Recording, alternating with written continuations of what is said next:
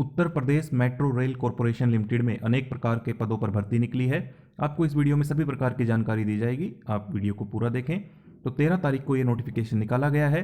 आवेदन कब से शुरू हुए हैं? 20 मार्च से। वेबसाइट है upmetrorail.com और फीस कब तक पे कर सकते हैं? 20 मार्च से, और लास्ट डेट है 19 अप्रैल। आवेदन करने की लास्ट डेट है 19 अप्रैल। एडमिट कार्ड 30 अप्रैल को आएंगे। एग्जाम कब हो सकता है आपका? कंप्यूटर बेस्ड टेस्ट ऑनलाइन होगा आपका 11 मई, 12 मई और 14 मई को। और Lucknow metro rail corporation limited क्या है? 50-50% शेयर है केंद्र सरकार का और उत्तर प्रदेश गवर्नमेंट का, यानी कि ये एक सरकारी कंपनी है जिसका नाम अब Uttar Pradesh metro rail corporation limited कर दिया गया है। Applications are invited from young, dynamic and motivated persons of Indian nationality for direct recruitment through online registration। तो ये सीधी भर्ती है। इसमें एग्जीक्यूटिव और नॉन एग्जीक्यूटिव दो प्रकार की पोस्ट्स हैं। तो पहली देख लेते हैं, असिस्टेंट मैनेजर इलेक्ट्रिकल की 50,000 से 1,60,000 तक आपकी सैलरी रहेगी। बेसिक नंबर ऑफ वैकेंसीज आप देख सकते हैं 11, जनरल की 2, EWS की 1, ऐसे ही आप कैटेगरी वाइज बाइफर्केशन देख सकते हैं। क्वालिफिकेशन मांगी गई है bachelor of engineer, BTech in electrical या इलेक्ट्रिक एंड इलेक्ट्रॉनिक्स इंजीनियरिंग या उसके समकक्ष। 60% मार्क्स होने चाहिए for applying for candidates for unreserve EWS and OBC। और 50% मार्क्स किसके होने चाहिए कम से कम? बाकी रिजर्व कैटेगरी के, जैसे कि SC एंड ST ओनली। उम्र 21 से 28 वर्ष, 1 मार्च सन 2024 को देखी जाएगी। उसके बाद है assistant manager operations, salary same नहीं, ऊपर एक पोस्ट रह गई है असिस्टेंट मैनेजर SNT, 6 पोस्ट है। क्वालिफिकेशन सेम है, एज भी सेम है। उसके बाद assistant manager operations, qualification, salary, age सब कुछ सेम है। ऐसे ही assistant manager IT, assistant manager accounts, यहाँ क्वालिफिकेशन चेंज है। ऐसे ही आप IT में भी देख सकते हैं, थोड़ा चेंज होगा। IT में है master degree in computer application या फिर कंप्यूटर साइंस और master of technology with specialisation in computer application, या फिर बीटेक इन कंप्यूटर साइंस या फिर engineering from a government recognised university. और मार्क्स परसेंटेज वही 60% रिजर्व और OBC के लिए। और अगर बात करें असिस्टेंट मैनेजर अकाउंट्स की, तो CA होना चाहिए, चार्टर्ड अकाउंटेंट, या फिर कॉस्ट एंड वर्क्स अकाउंटेंट होना चाहिए। नो मिनिमम परसेंटेज, क्योंकि आपको पता है CA, CS, CMA इनमें पास देखा जाता है, परसेंटेज नहीं। 21 से 28 वर्ष आपकी आयु। उसके बाद असिस्टेंट मैनेजर आर्किटेक्ट, एक ही वैकेंसी है, bachelor of architect, 5 year course from a government recognise university. उसके बाद assistant manager human resource, full time MBA हो HR से या फिर PGDM हो HR से। परसेंटेज यहाँ पर भी रखी गई है मिनिमम 60% अनरिजर्व, यानी कि जनरल और OBC के लिए। Assistant manager public relation, master of mass communication and journalism या फिर मास्टर इन जर्नलिज्म। उसके बाद असिस्टेंट कंपनी सेक्रेटरी, यानी कि CS, वही तो कंपनी सेक्रेटरी आपको पता ही कि ICSI से ही होती है। तो 50%, यहाँ पर मिनिमम 50% मार्क्स रख दिए, वैसे इन्होंने वैसे रखे जाते नहीं है। उसके बाद है नॉन एग्जीक्यूटिव पोस्ट, JEE की, JEE इलेक्ट्रिकल, 33,000 से 67,300 पे स्केल रहेगा। 3 साल का डिप्लोमा इन इलेक्ट्रिकल या फिर इलेक्ट्रिकल एंड इलेक्ट्रॉनिक्स इंजीनियरिंग, 21 से 28 वर्ष उम्र। 60% लाने अनिवार्य है कि आपके जो आपने कोर्स किया है। 3 साल का डिप्लोमा इन इलेक्ट्रिकल या फिर इलेक्ट्रिकल एंड इलेक्ट्रॉनिक्स इंजीनियरिंग में किस किस को 60% लाने अनिवार्य है? EWS, OBC या फिर जनरल। बाकी जो रिजर्व है SC ST उनको 50%। 88 वैकेंसीज हैं। JEE SNT 44 वैकेंसीज हैं। ऐसे ही station controller cum train operator 155 vacancies हैं। साथ साथ क्वालिफिकेशन एज लिमिट आप देखते चलिए। अकाउंट असिस्टेंट 8 वैकेंसीज हैं। BCom 3 साल वाली कोर्स की from a government recognise university, 60% और 50% वही। ऑफिस असिस्टेंट HR में 4 वैकेंसीज हैं, 3 या 4 साल की graduation. Public relation assistant, bachelor degree in mass communication, 4 vacancy हैं।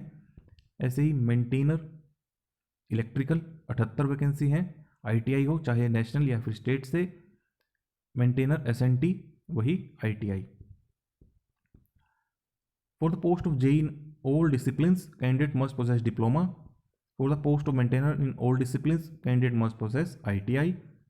Candidate can apply for more than one post, however they must note that the written test may be held on one or more days at different cities. As such, candidate applying for more than one post must keep this combination in mind. Separate application fees for each post shall be paid. तो हर एक post के लिए अलग से आपको आवेदन करना होगा। और अलग से ही फीस देनी होगी। Qualification, the candidate while applying for the post should have education qualification as per the notification. तो वही आपके पास जो इन्होंने क्वालिफिकेशन ऊपर मैंने आपको बताई वो पूरी होनी चाहिए। और जितने परसेंटेज मार्क्स हैं जनरल, ईडब्ल्यूएस, ओबीसी के लिए 60 और एससी एसटी के लिए 50, वो भी आपके पूरे होने चाहिए। जॉब प्रोफाइल एक बार आप पढ़ लेना, जैसे कि the job profile of assistant manager electrical और एसएनटी वालों के लिए क्या है, pertains to management of various maintenance system. इनका काम क्या होगा, मैनेजमेंट होगा किस चीज़ का, various maintenance system and processes in connection with operation and maintenance of metro tracks works. और असिस्टेंट मैनेजर फाइनेंस का क्या होगा, वही फाइनेंस का काम, management, ERP, pay and allowance. Assistant manager IT का क्या होगा, आईटी संभालना। आर्किटेक्ट का आर्किटेक्ट संभालना। ऐसे ही आप एक बार पढ़ लें, अगर जिस भी पोस्ट के लिए आप अप्लाई कर रहे हैं वो यहाँ पर आप पढ़ सकते हैं। जैसे सीएस की बात करूँ, कंपनी सेक्रेटरी की, बोर्ड मीटिंग करवाना, एजेंडा तैयार करना, ये सारे काम होते हैं कंपनी सेक्रेटरी के। ये एक बार आप पढ़ लेना। सिलेक्शन प्रोसेस क्या रहेगा, इन्होंने शुरू में बता दिया था, कंप्यूटर बेस्ड ऑनलाइन टेस्ट होगा। तो for the post of AE electrical, selection methodology will comprise 2 stages process, written test followed by document verification, medical examination. तो ऐसे ही हर एक पोस्ट के लिए आप देख सकते हैं, जिस भी पोस्ट के लिए आप अप्लाई कर रहे हैं। अगर बात करें अकाउंट असिस्टेंट की, ऑफिस असिस्टेंट की, तो 2 स्टेजेस में एग्जाम होगा, written test followed by document verification and medical examination. ऐसे ही हर एक पोस्ट के लिए आप देख सकते हैं। रिटन टेस्ट कैसे होगा, सीबीटी जो आपको ऑनलाइन होगा, for all the post will be held एक से अधिक दिनों में हो सकता है, based on number of applications. Computer question paper Hindi English में दोनों तरह से क्वेश्चन पूछे जाएंगे। It will consist of multiple choice, यानी क्या रहेगा, English language, general awareness, logical ability, quant and knowledge of discipline. तो आप पूछते हैं कि सिलेबस क्या रहता है, मैं आपको वीडियो में कोशिश करता हूँ हर एक जानकारी देने की। There will be total 140 question होंगे for categories E1 to E9 and from any 1 to 6 each question carrying equal marks. तो 140 क्वेश्चन 140 मार्क्स के, और जो पोस्ट है 7वीं से 8वीं तक जो क्रम में दी गई है ऊपर, उनके होंगे 100 question. There will be negative marking, इस बात का आप ध्यान रखें, 1/3 मार्क्स आपके काट लिए जाएंगे, 2 घंटे का आपको समय दिया जाएगा। तो एग्जामिनेशन सेंटर कहाँ रहेंगे, यूपी में ही रहेंगे, यूपी से बाहर एग्जामिनेशन सेंटर नहीं रखे गए हैं। और अपना admit card, valid ID proof, सारा कुछ आप लेकर जाएं जब आप एग्ज़ाम देने जाएंगे। और सिक्योरिटी जो आपको है, एक बॉन्ड जो है कंपनी के साथ एग्रीमेंट करना होगा कि कितने पीरियड तक आपको कम से कम जॉब करनी है। Cost of training will be as under, आप ट्रेनिंग भी होगी, यहाँ पर आप देख सकते हैं कितनी कॉस्ट आपको लगेगी जिस वक्त आपकी ट्रेनिंग होगी। इसके लिए अमाउंट कितने का होगा, 3 लाख रुपए का। नॉन एग्जीक्यूटिव पोस्ट के लिए 1.5 लाख को बॉन्ड कंपनी के साथ करना होगा। और नॉन एग्जीक्यूटिव पोस्ट, मेंटेनेंस वाली पोस्ट के लिए 75,000 का आपको बॉन्ड करना होगा। ट्रेनिंग या फिर प्रोबेशन जो हर एक जॉब में होते, चाहे आप किसी भी स्टेट में हो, 2 साल का प्रोबेशन कराया। पे एंड एम्यूलमेंट्स मैं आपको ऊपर बता चुका हूँ। रिजर्वेशन मैं आपको बताता हूँ हर वीडियो में कि स्टेट स्पेसिफिक है। Reservation for EWS of UP, SC ST of UP, OBC candidate of UP shall be admissible in accordance with provision of relevant government order issued by UP government from time to time. तो other state के candidate जो हैं general में count होते हैं। ऐसे ही पंजाब में है, ऐसे ही हरियाणा में है। एज रिलैक्सेशन आपको पता है कि जो रिजर्व कैटेगरी को दी जाती है, SC ST OBC को 5, ठीक है। ऐसे ही आप आगे देख सकते हैं, only candidates of UP domicile are entitled for such relaxation. अब देखिए, जब मैं कहता हूं तब आपको लगता है कि मैं गलत इन्फॉर्मेशन दे रहा हूं।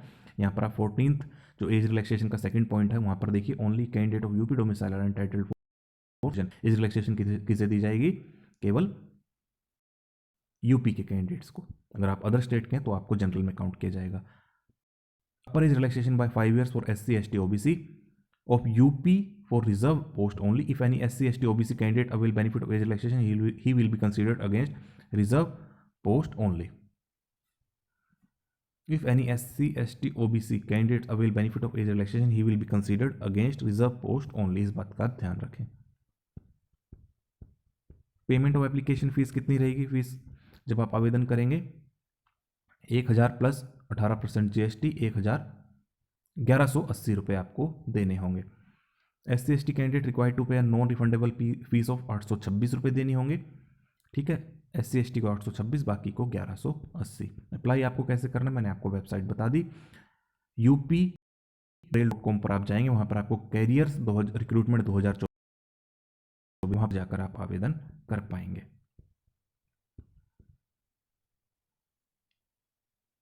और ऑनलाइन ही आपको फीस पे करनी है, इस बात का आप ध्यान रखें। कुछ इंस्ट्रक्शंस यहाँ पर दी गई हैं, आप पढ़ लें। वेबसाइट पर जाकर ही आपको UPmetrorail.com पर ही आपको ये सारा PDF मिल जाएगा। तो ये कुछ वो है EWS का सर्टिफिकेट, ये आपके पास बने ही होंगे अगर आप रिजर्वेशन लेना चाहते हैं। तो मैंने आपको ये सारा नोटिफिकेशन बता दिया है। तो अगर आप एलिजिबल हैं, इच्छुक हैं, तो ज़रूर अप्लाई करें और इस वीडियो को ज़्यादा से ज़्यादा शेयर करें और चैनल को ज़रूर सब्सक्राइब करें।